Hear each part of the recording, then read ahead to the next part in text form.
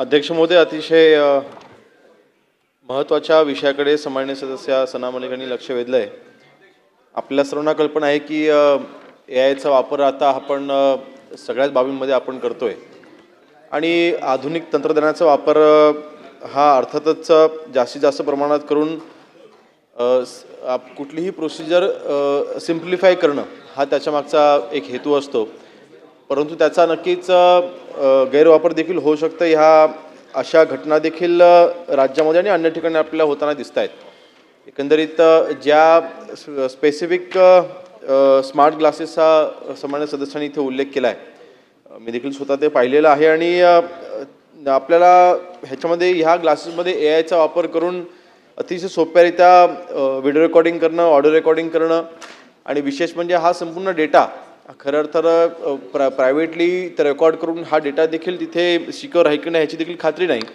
आणि म्हणून अध्यक्ष महोदय, ह्या लक्षवेधीच्या निमित्ताने एवढं सांगेन की शेवटी रेकॉर्ड केल्याच्या नंतर जर का एखाद्याच्या वैयक्तिक जर का आयुष्यामध्ये तुम्ही जर का बाधा आणत असाल किंवा वैयक्तिक हक्कावर तुम्ही जर का बाधा आणत असाल तर त्याच्याकरता कायदे आहेत आणि त्याच्या संरक्षणाकरता कायद्याची तरतूद आहे.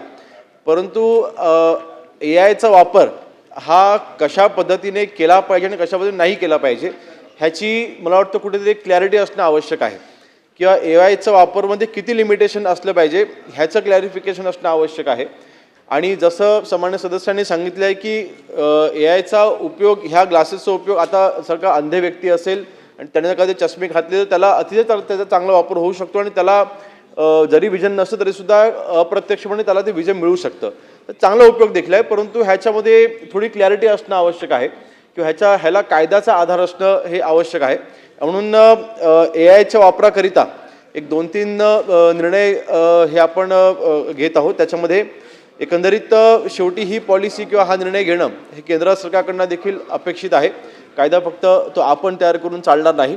मला वाटतं अध्यक्ष महोदय, याच्यामध्ये माननीय मुख्यमंत्री महोदयांनी याच्यामध्ये निर्देश दिलेले आहेत की आता एआयचा वापर करण्यासाठी आपण SOPs तयार करतोय. परंतु ह्या SOPs तयार करण्याकरिता एआयचं तंत्रज्ञानामध्ये एक्सपर्ट असलेल्यांची एक समिती ही घटित केली जाईल आणि समितीच्या अहवालानुसार आपण एआयचा वापरावरच्या SOPs ह्या तयार केल्या जातील.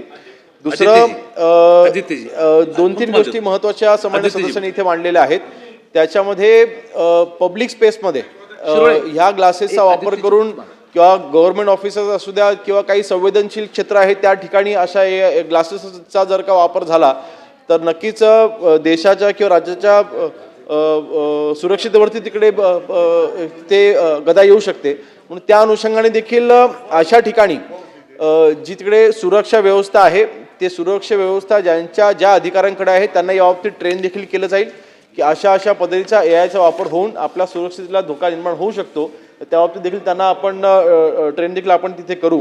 एकंदरीत हे 2 निर्णय महत्त्वाचे निर्णय आपण घेतले आणि मला वाटतं शेवटी टेक्नॉलॉजी ही दिवसेंदिवस बदलते आणि मला वाटतं ह्याच्यामध्ये जे इम्प्रूव्हमेंट्स होत आहेत, आपल्याला माहिती आहे की शेवटी एआय अशी गोष्ट आहे की डेली त्याच्यामध्ये इम्प्रूव्हमेंट्स आहेत आणि डेली त्याच्यामध्ये नवीन त्याच्यामध्ये काय म्हणतो आपण वेगळं तंत्रज्ञान ते पुढे येताना दिसतंय.